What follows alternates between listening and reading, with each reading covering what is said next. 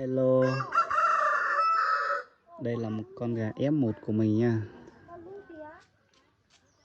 Trông nó khá là bộc bềnh.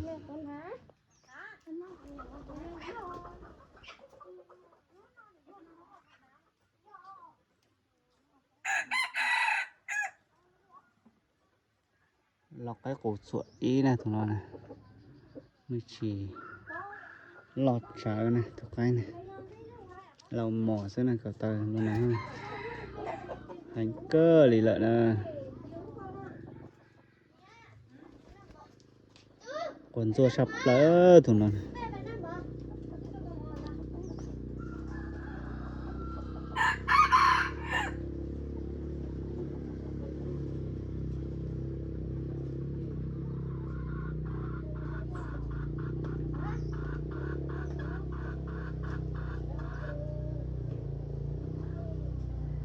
Giờ nút sọ nó thêm mà cho mình chuốt thoải mái đó tụi nó này.